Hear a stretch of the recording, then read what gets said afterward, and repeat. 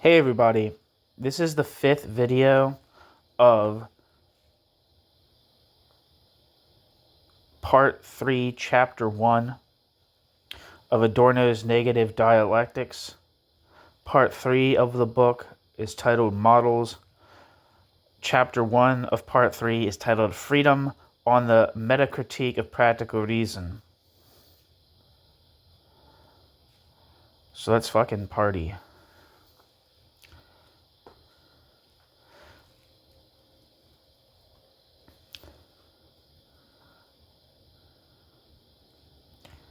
New section. Reason, ego, superego. The Kantian turn of the moral law into fact has a suggestive power because in the sphere of the empirical person, Kant can actually cite such a datum to support his view. This helps to establish a connection, always problematic, between the intelligible and empirical realms. The phenomenology of empirical consciousness, not to mention its psychology, comes up against the very conscience which in Kantian doctrine is the voice of the moral law.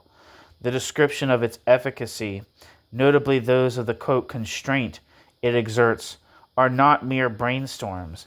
It has in the real compulsion of conscience that Kant read the coercive features he engraved in the doctrine of freedom.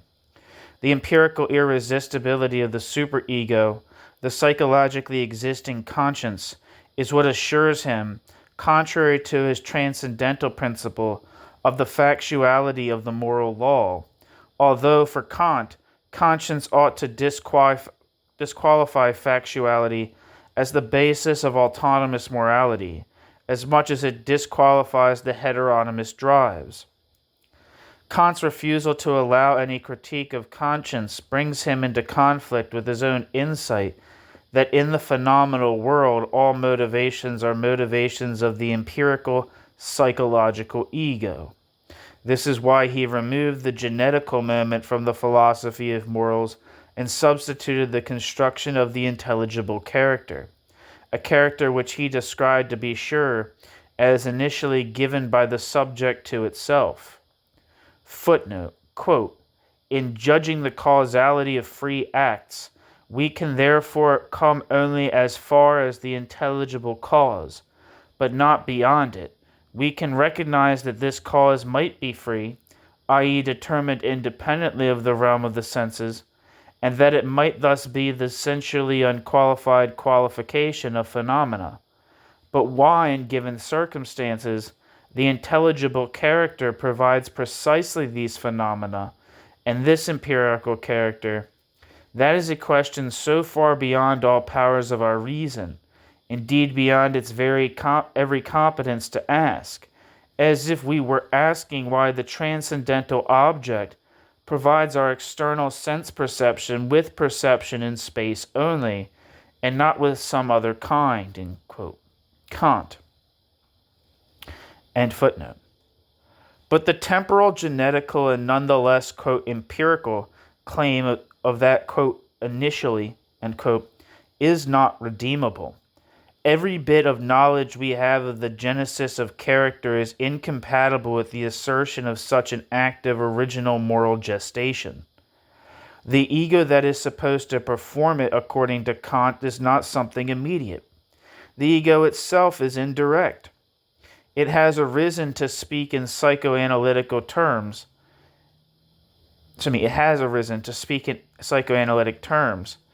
It has branched off from the diffuse energy of the libido. Not only all of the specific substance of the moral law refers constitutively to facts of existence, but so does its supposedly pure imperative form. This form presupposes the internalization of repression, as much as the full development of the ego as the solid, identically maintained authority, which Kant absolutizes as the necessary premise of morality. No Kant interpretation that would object to his formalism and undertake to have the substance demonstrate the empirical moral relativity which Kant eliminated with the help of that formalism. No such interpretation would reach far enough. The law, even in its most abstract form, has come to be. Its painful abstractness is sedimented substance, dominion reduced to its normal form of identity. Psychology is now concretely caught up with something which in Kant's day was not known as yet, and to which he therefore did not need to pay specific attention. With the empirical genesis of what, unanalyzed, was glorified by him as timelessly intelligible. The Freudian school in its heroic period, agreeing on this point with the other Kant, the Kant of the Enlightenment, used to call for a ruthless criticism of the superego as something truly heteronymous and alien to the ego. The superego was recognized then as blindly, unconsciously internalized social coercion. Sandor Ferenczi, with a caution that may be explained perhaps as fear of social consequences, wrote, quote, that a real character analysis must do away, temporarily at least, with every kind of superego, including the analysts. Eventually, after all, the patient must become free from all emotional ties that go beyond reason and his own libidinous tendencies. Nothing but this sort of raising of the superego as such can accomplish a radical cure. Successes that consist only in the substitution of one superego for another are still to be classified as successes of transference. They certainly do not serve the ultimate purpose of therapy to get rid of the transference also, end quote. Footnote, and this is a reference to that quote I just read. In the following, Adorno quotes the Bausteiner zur Psychoanalyse, a 4-volume German collection of translation from Ferenczi's original Hungarian. Since the quoted passages are not included in the authorized English translation of Ferenczi's writings, Contributions to Psychoanalysis, translated by Ernst Jones, they have been rendered from the German. End footnote. Reason, to Kant, the foundation of conscience, is here supposed to dissolve and refute it. For the unreflected rule of reason, the ego's rule over the id, is identical with the repressive principle. The principle which psychoanalysis, its criticism silenced by the reality principle of the ego, placed under the ego's unconscious sway. The separation of ego and superego, which the analytical typology insists upon, is a dubious affair genetically. Both of them lead equally to the internalization of the father image. The analytical theories about the superego, however bold their beginnings, will therefore flag in short order, lest they be obliged to spread to the coddled ego. And indeed, Ferenczi promptly curbs his criticism. He is, quote, fighting, ... only against the part of the superego that has become unconscious and is impervious to influence, end quote. But this will not do, for, as in the case of the archaic taboos, the irresistibility which Kant found in the compulsion of conscience lies in such a turn to unconsciousness. If a state of universally rational actuality were conceivable, no superego would come into being. There have been attempts by Ferenczi and later by the psychoanalytical revisionists to subscribe, along with other healthy views, to that of a healthy superego, to divide it into two parts, a conscious one and a preconscious and therefore more harmless one. But these attempts are futile. The process that makes conscience an authority, a process of objectification and evolving independence, constitutes a forgetting and is thus alien to the ego. Ferenczi agrees, emphasizing that, quote, in his preconscious, a normal man continues to retain a sum of positive and negative models, end quote. But if there is any concept that is heteronymous in the strict Kantian sense, psychoanalytically speaking, any that is libidinously bound, is the concept of the model. is the correlate of, quote, normal man, end quote, whom Ferenczi respects likewise, of the man who actively and passively lends himself to every social repression. Psychoanalysis, clinging to its fatal faith in the division of labor, uncritically receives this view of normalcy from the existing society. As soon as it puts the brakes of social conformism on the critique of the superego launched by itself, psychoanalysis comes close to that repression which to this day has marred all teachings of freedom. How close shows most clearly in passages like the following by Ferenczi, quote, so long as this superego is moderate and sees to it that one will feel as a civilized citizen and act accordingly, it is a useful institution that should be left alone. But pathological exaggerations of the superego formation, ... End quote. Ferenczi. The fear of exaggerations is the mark of the same civilized citizenry that will pay any price to keep the superego along with its irrationalities. How the normal and the pathic superego might be distinguished subjectively by psychological criteria is a question on which psychoanalysts, all too quick to see reason, are silent as the Philistines are about the line between nationalism and that which they cultivate as natural national feeling. The only criterion of the distinction is its social effect, whose question juris, I don't know if I'm saying that right, questiones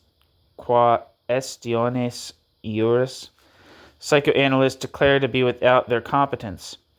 As Ferenczi puts it, contradicting his words, reflections on the superego are truly, quote, meta-psychological, end quote. A critique of the superego would have to turn into one of the society that produces the superego. If psychoanalysts stand mute here, they accommodate the ruling social norm. To recommend the superego on grounds of social utility or inalienability, while its own coercive mechanism strips it of the objective validity it claims in the context of affecting psychological motivations, this amounts to repeating and reinforcing, within psychology, the irrationalities which psychology braced itself to, quote, do away with, end quote. New section, potential of freedom.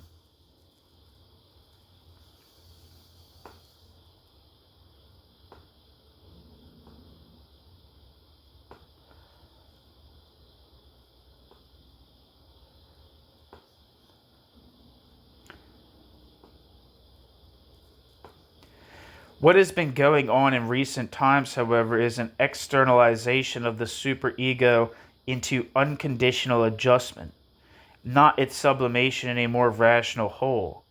The ephemeral traces of freedom which herald its possibility to empirical life tend to grow more rare. Freedom comes to be a borderline value. Not even as a complementary ideology does one really dare to set it forth. The powers that be, by administering even ideology with a firm hand, clearly have little faith in the continuing propagandistic appeal of freedom. Freedom is forgotten. Unfreedom is consummated in its invisible totality that tolerates no, quote, outside, end quote, any more from which it might be broken. The world as it is becomes the only ideology and mankind its component. Dialectical justice prevails there too. It is meted out to the individual, the prototype and agent of a particularistic and unfree society. The freedom he must look forward to could not be his alone. It would have to be the freedom of the whole. A critique of the individual leads as far beyond the category of freedom as that category has been created in the unfree individual's image. The contradiction that for the individual sphere we can proclaim no free will, and thus no morality, while without them there is no preserving even the life of the species, the contradiction is not to be settled by imposing the octroi of so-called, quote, values, heteronomously posited like Nietzsche's, quote, new tables, end quote. They would be the opposite of freedom.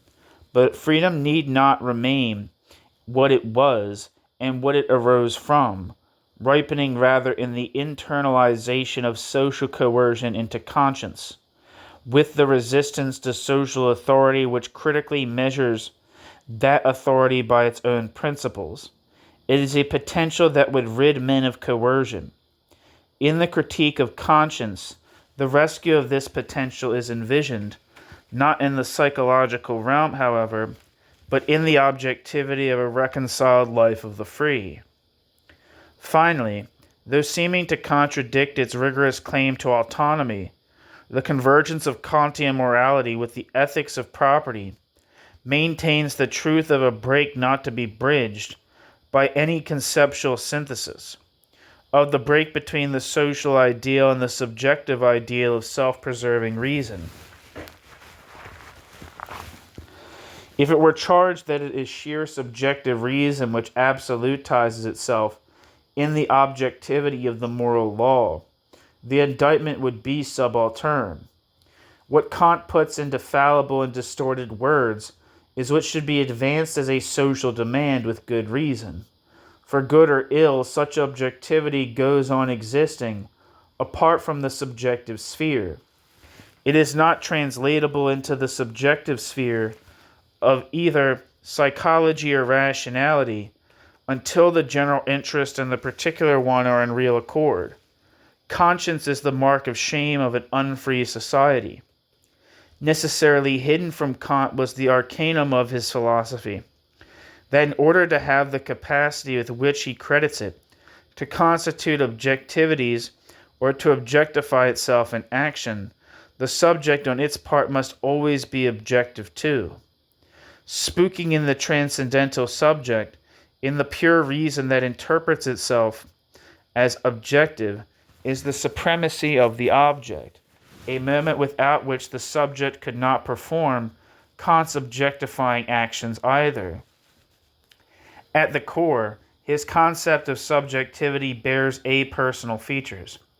Even that which is immediate, nearest, and most assured to the subject is its own personality, requires mediation. There is no ego consciousness without society, just as there is no society beyond society's individuals. The postulates of practical reason which transcend the subject, God, freedom, immortality, imply a critique of the categorical imperative, of pure subjective reason. Without those postulates, the imperative would be unthinkable, all Kant's avowals to the contrary notwithstanding. Without hope, there is no good. New section, against personalism. With direct violence erupting everywhere, our thought, unwilling to dispense with the protection of morality, is induced by nominalist trends to attach morality to the person, as to an indestructible property. Freedom, which would arise only in the organization of a free society, is sought precisely where it is denied by the organization of the existing society, in each individual. The individual would need freedom, but as he happens to be, he cannot guarantee it. Reflection on society does not occur in ethical personalism, no more than reflection on the person itself. Once detached entirely from the universal, the person cannot constitute a universal either. The universal is received in secret, then, from extant forms of rule. In pre-fascist times, personalism and the prattle of quote, ties got along quite well on a platform of irrationality. The person as an absolute negates the generality that is supposed to be read in it, and it creates a threadbare legal title for license. Its charisma is barred from the irresistibility of the universal, while the cogitative distress of coming to doubt the legitimacy of the universal makes the person withdraw to itself. Its principle, that of the unshakable unity which makes out its selfhood, defiantly repeats dominion in the subject. The person is the historically tied knot that should be freely loosened and not perpetuated. It is the ancient spell of the universal, entrenched in the particular. Whatever moral aspect is inferred from it remains as accidental as a direct existence. Capital EXISTENZ. Unlike the, quote, personality, in, quote, in Kant's antiquated manner of speaking, the person became a tautology for those left with nothing but the conceptless, quote, being there, end quote, of their existence. The transcendence which some neo-ontologies hope to derive from the person exalts nothing but their consciousness. Yet their own consciousness would not be without that universal, which their recourse to the person seeks to bar as an ethical ground. This is why the concept of the person, as well as its variants, the, quote, I-thou relation, for example, have assumed the oily tone of unbelieved theology. We cannot anticipate the concept of the right human being, but it would be nothing like the person, that consecrated duplicate of its own self-preservation. From the viewpoint of a philosophy of history, this concept, which on the one hand assuredly presupposes a subject objectified into a character, presupposes on the other hand the subject's disintegration. Complete weakness of the ego, the subject's transition to a passive, atomistic reflex-type conduct, is at the same time the well-earned judgment passed on a, quote, person, in which the economic principle of appropriation has become anthropological.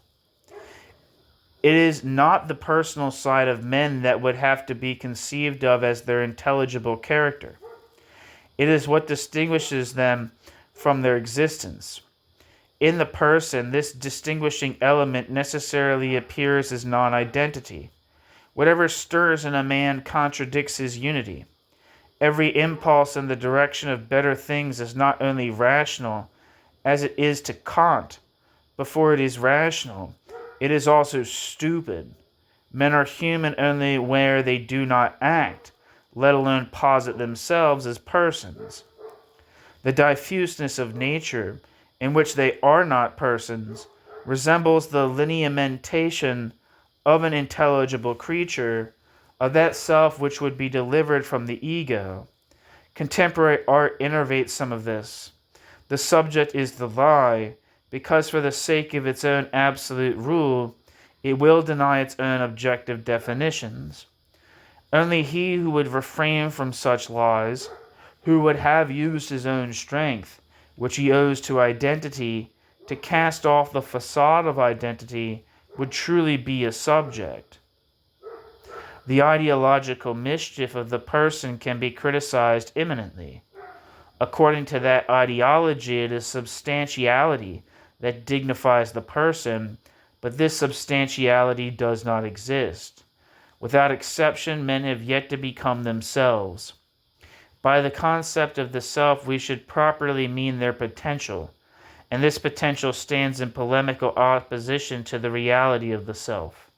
This is the main reason why the talk of, quote, self-alienation, end quote, is untenable. Despite or perhaps on account of the better days it has seen under Hegel and Marx, that the talk has become the stock in trade of apologists who will suggest in paternal tones that man has apostatized,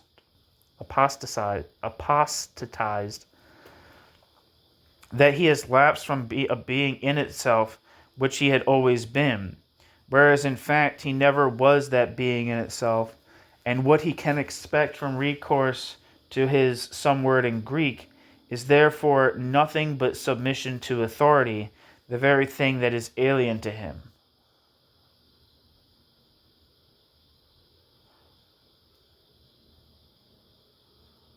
Footnote.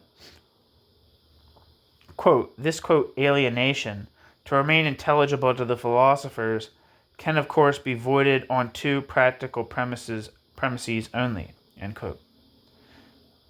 Marx and Engels, The German Ideology, end footnote. is not only due to the economic themes of Das Kapital, though the concept of self-alienation plays no part in it anymore. It makes philosophical sense. Negative dialectics does not come to a halt before the conclusive existenz, Jesus Christ, existenz, the solid selfhood of the ego, nor will it halt before the ego's equally congealed antitheses, the quote role, end quote, which serves the subjective sociology of our time as a nostrum, as the ultimate definition of socialization, analogous to the quote self-being existence, end quote, of some ontologists. The concept of the role sanctions the bad, perverted depersonalization of today, unfreedom which simply for a perfect adjustment takes... The concept of the role sanctions the bad, perverted depersonalization of today, unfreedom, which simply for a perfect adjustment's sake replaces the autonomy that was won laboriously, and as if subject to recall, is less than freedom, not more. The hardships of the division of labor are hypostatized as virtues in the concept of the role. With this concept, the ego once again prescribes that which society condemns it to be, itself. The liberated ego, no longer locked up in its identity, would no longer be condemned to play roles either. The remnants of a division of labor, which the radical curtailment of working hours might leave in society, would lose the horror of shaping the individuals throughout. The thing-like rigor of the self and its availability, its readiness to be committed to the socially desired roles are accomplices. If identity is ever to pass into identity's otherness, it must not be denied abstractly, even in the moral field, but must be preserved in resistance. The present condition is destructive, a loss of identity for the sake of abstract identity, of naked self-preservation.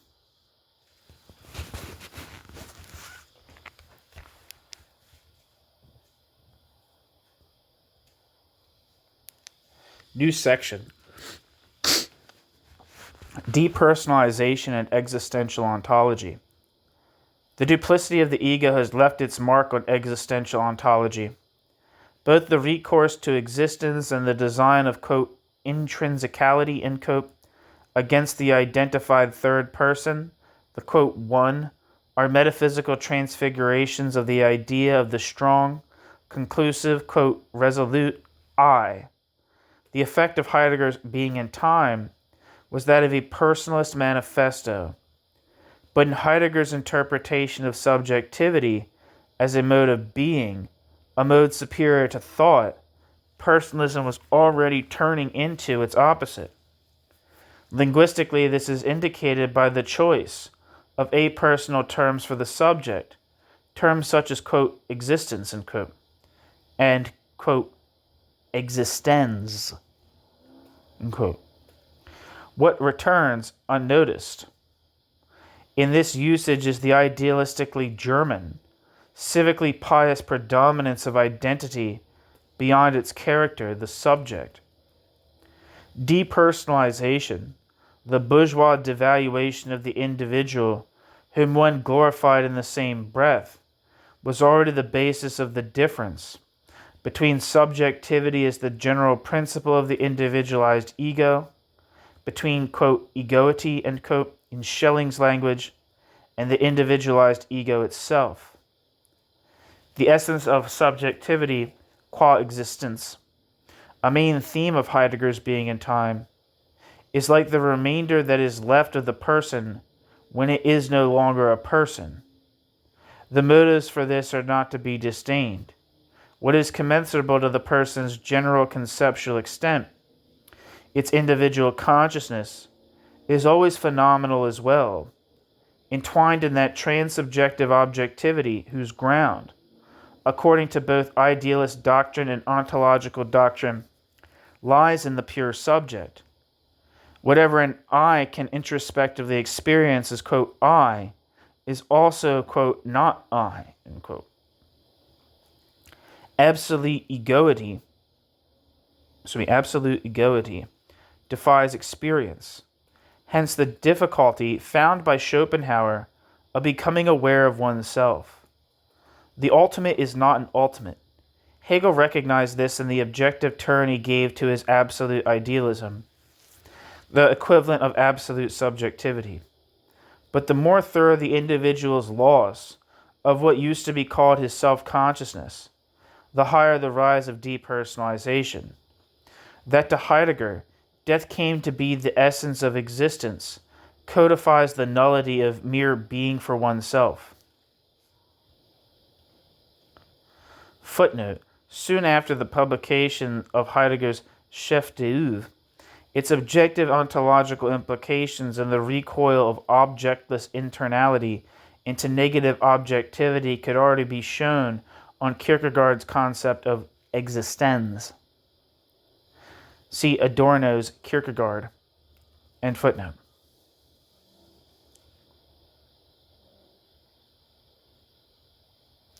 In the sinister decision to depersonalize, however, we bow regressively to a doom we feel to be inescapable, instead of using the idea to point beyond the person so that it may come into its own. Heidegger's apersonality is a linguistic arrangement and one too easily, but simply leaving out what makes the subject a subject. Heidegger thinks past the not of the subject. An abstract attenuation of existence to its pure possibility would not unlock the perspective of depersonalization. Only an analysis of the subject's existing in the world would do so. Heidegger's, quote, analysis of existence, end quote, does not go that far, which is why his apersonal existentialia can be attached to persons with so little effort. The microanalysis of persons is unbearable to an authoritarian way of thinking. In selfhood, it would strike at the principle of all domination. Existence generally, on the other hand, is apersonal and can be unhesitantly treated as if it were superhuman and yet human. In fact, as a functional context objectively preceding all the living, their overall condition moves toward apersonality in the sense of anonymity. This is as much deplored in Heidegger's language as that overall condition is affirmatively mirrored in his language as suprapersonal. Catching up with the horrors of depersonalization would take an insight into the person's own reified side, into the limits placed upon egoity by equating the self with self-preservation. To Heidegger, ontological apersonality always remains the ontologization of the person without actually reaching the person. There is a retroactive force in the cognition of what became a consciousness when its live side was abandoned. Egoity has always been so thing-like. Dwelling in the core of the subject are the objective conditions it must deny for the sake of its unconditional rule. They are the conditions of that rule, and they are what the subject would have to get rid of. The premises of its identity is the end of compulsory identity. In existential ontology, this appears in distortion only. Yet nothing that fails to invade the zone of depersonalization and its dialectics can be intellectually relevant any longer. Schizophrenia is the truth about the subject, from the viewpoint of the philosophy of history. Heidegger, in touching upon the zone of depersonalization, unwittingly turns it into a parable of the administered world and, complementing the parable, into a desperately fortified definition of subjectivity. Its critique alone would yield an object for what Heidegger, under the name of, quote, destruction, reserves to the history of philosophy. The things which Freud, the anti-metaphysician, taught about the id come closer to a metaphysical critique of the subject than Heidegger's metaphysics, which he does not want to be metaphysics. If the role, The heteronomy prescribed by autonomy is the latest objective form of an unhappy consciousness.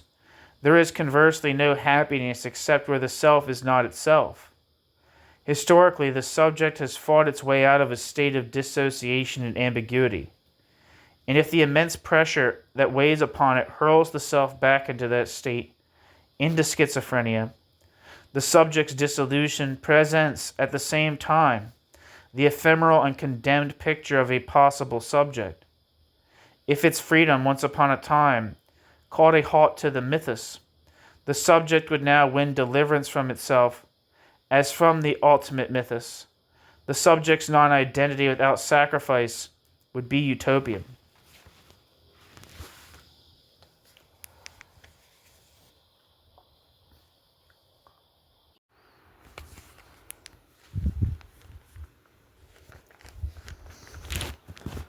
New section: Universal and Individual in the Philosophy of Morals.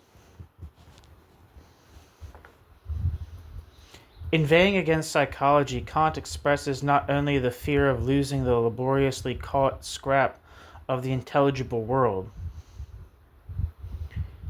he expresses also the authentic insight that the moral categories of the individual are more than strictly individual. What manifests itself in them is universal, after the model of Kant's concept of the law, is secretly social. For all the oscillations of the concept of humanity, in Kant's critique of practical reason, one of its major functions is that pure reason, being general, is valid for all rational beings. This is a point of indifference in Kant's philosophy. The concept of generality was obtained from the multiplicity of subjects, and then made independent as the logical objectivity of reason, in which all single subjects, as well as seemingly subjectivity as such, will disappear. But Kant, on the narrow ridge between logical absolutism and empirical general validity, wants to return to that entity which the system's logic of consistency had banned before. This is where the anti-psychological philosophy of morals converges with psychological findings of a later date. In revealing the superego as an internalized social norm, psychology breaks through its own monadological barriers. These in turn are social products. The objectivity of consciousness vis-a-vis mankind is drawn from the objectivity of society, from the objectivity in and by which men live, and which extends to the core of their individualization. Undividedly entwined in such objectivity are the antagonistic moments, heteronymous coercion, and the idea of a solidarity transcending the divergent individual interests. The part of conscience that reproduces the tenaciously persisting repressive mischief of society is the opposite of freedom. It is to be disenchanted by evidence of its own determination. The universal norm which conscience unconsciously appropriates, on the other hand, bears witness to whichever part of society points beyond particularity as the principle of its totals. This is its element of truth. The question of right or wrong in conscience cannot be answered succinctly, because right and wrong lie in conscience itself, and could not be separated by any abstract judgment. It takes the repressive form of conscience to develop the form of solidarity, in which the repressive one will be voided. To the philosophy of morals, it is essential that the individual and society should be neither reconciled nor divided by a simple difference. The bad side of universality has declared itself in the socially unfulfilled claim of the individual. This is the super-individual truth content of the critique of morality. But the individual inculpated by want, who comes to be his own be-all, end-all, will in turn fall into the delusion of individualist society and misconceive himself, a consequence which Hegel discerned, and discerned most acutely, where he was lending a hand to reactionary abuses. Society is in the wrong against the individual in its general claims, but it is also in the right against him, since the social principle of unreflected self-preservation, the very principle which makes up the bad universal, is hypostatized in the individual. Society metes out measure for measure. Encoded in the late Kantian sentence that everyone's freedom need be curtailed, only insofar as it impairs someone else's, is a reconciled condition that would not only be above the bad universal, the coercive social mechanism, but above the obdurate individual who is a microcosmic copy of that mechanism. The question of freedom does not call for a yes or no. The question of freedom calls for theory to rise above the individuality that exists, as well as above the society that exists. Instead of sanctioning the internalized and hardened authority of the superego, theory should carry out the dialectics of individual and species. The rigorism of the superego is nothing but the reflex response to the prevention of that dialectics by the antagonistic condition. The subject would be liberated only as an I reconciled with the not I, and thus it would be also above freedom insofar as freedom is leagued with its counterpart, repression. How much aggression is so far inherent in freedom can be seen whenever in the midst of general unfreedom men act as if they were free.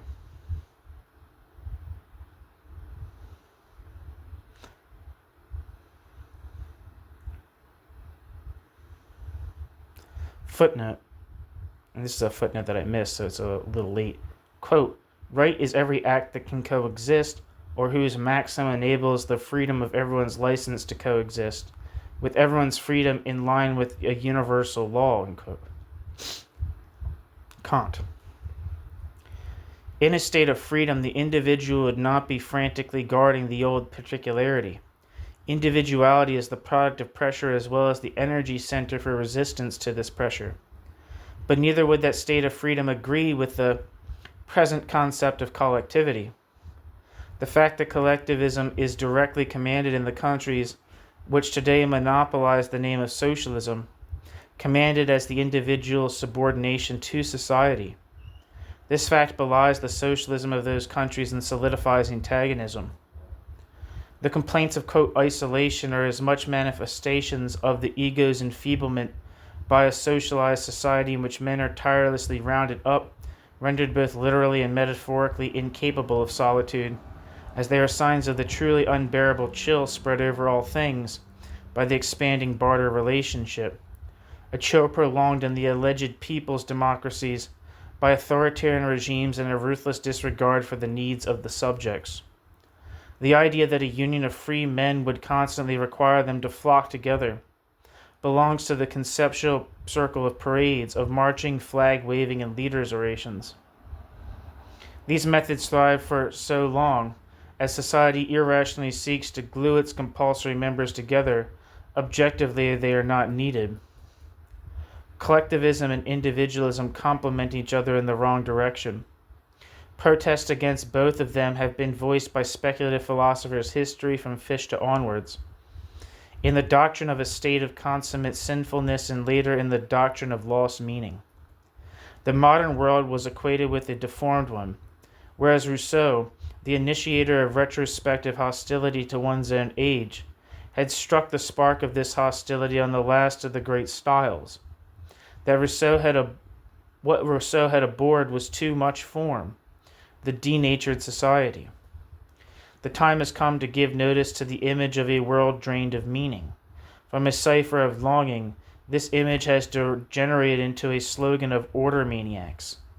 Nowhere on earth is today's society, quote, open, as apologists of scientificism certify it to be, but it is not deformed anywhere. It is not formed anywhere either. The belief that forms have been lost arose from the devastation of cities and landscapes by planlessly expanding industry. It originated in a lack of rationality, not in rationality's excess. Anyone who traces deformation to metaphysical processes rather than to the conditions of material production is a purveyor of ideologies. A change in the conditions of production might relieve the violent picture which the world shows to its violators. If super-individual ties had vanished, they are far from having vanished. This in itself would not be bad at all. The truly emancipated workers of 20th century art are certainly no worse than those that thrived in styles discarded by the modern age, for the best of reasons.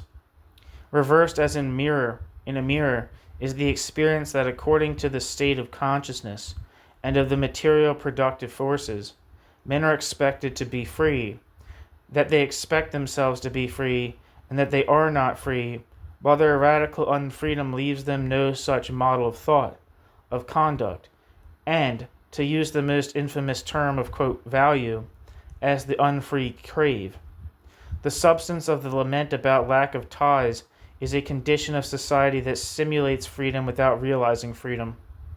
There is a pale sort of freedom only in the superstructure. Its perennial failure to succeed shifts the desire to unfreedom. This disproportion is probably what we express when we ask about the meaning of existence as a whole. New section on the state of freedom.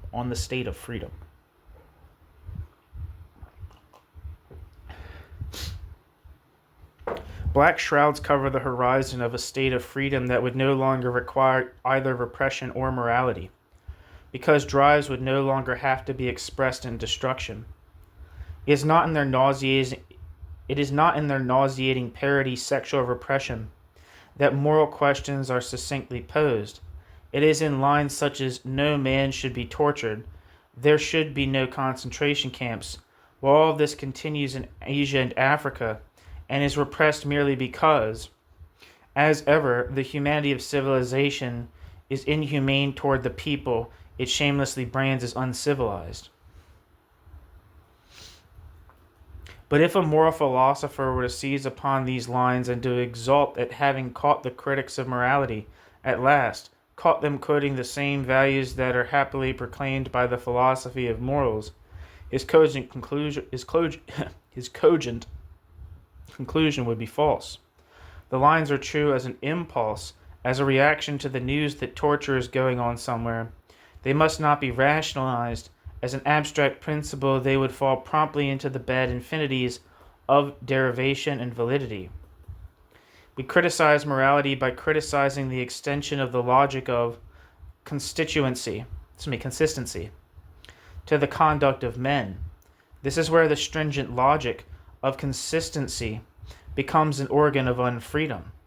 The impulse, naked physical fear, and the sense of solidarity with what Brett called, quote, tormentable bodies, unquote, is imminent in moral conduct and would be denied in attempts at ruthless rationalization. What is most urgent would become contemplative again, mocking its own urgency. The theoretical meaning of the difference between theory and practice is that practice can no more be reduced to pure theory than it is some word in Greek of it. The two cannot be glued together in a synthesis. What has not been severed lives solely in the extremes, in a spontaneously stirring impatience with argumentation, in the unwillingness to let the horror go on, and in the theoretical discernment, unterrorized by commands, that shows us why the horror goes on anyway ad infinitum. This contradiction alone is the stage of morality today. Considering the real impotence of all individuals, consciousness reacts spontaneously when it knows what is bad, without being content with that knowledge. The incompatibility of every general moral judgment with psychological determination, an incompatibility which nonetheless does not relieve us of the judgment that something is evil, comes from the objective antagonism, not from inconsistent thought. Fritz Bauer noted that the same types who find 100 stale arguments for the acquittal of the torturers of Auschwitz favor a reintroduction of the death penalty. It is on this point that the latest stand of moral dialectics concentrates. The acquittal would be barefaced injustice, but just atonement would be infected with the principle of brute force, and nothing but resistance to that is humanity. Benjamin forecast this dialectics in his remark that the execution of the death penalty might be moral, never its legitimation.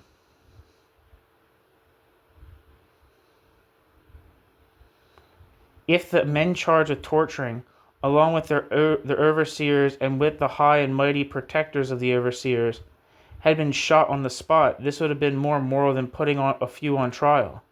The fact that they managed to flee, to hide out for 2 decades, affects a qualitative change in the justice that was missed at the time. Once the judicial machinery must be mobilized against them, with codes of procedure, black robes, and understanding defense lawyers, justice, incapable in any case of imposing sanctions that would fit the crimes, is falsified already, compromised by the same principle on which the killers were acting. The fascists shrewdly exploit such objective madness with their devilishly insane reason. The historic basis of the aporia is that in Germany, the anti-fascist revolution failed, or rather that in 1944 there was no revolutionary mass movement. The contradiction of teaching empirical determinism and yet convicting the normal monsters. According to those teachings, one should perhaps turn them loose, cannot be settled by superior logic. A justice that has been reflected upon theoretically ought not to shy away from this contradiction. Fair to make it conscious is a political factor that encourages the continuation of the torture methods for which the collective unconscious is hoping anyway. It looks forward only to their rationalization. This much of the theory of deterrence is certainly true. It is in admitting the rupture, the break between, on the one hand, a legal reason which for the last time accords to the guilty the honor of a freedom they do not deserve, and on the other hand, an insight into their real unfreedom, that the critique of identitarian thinking with its logic of consistency comes to be moral.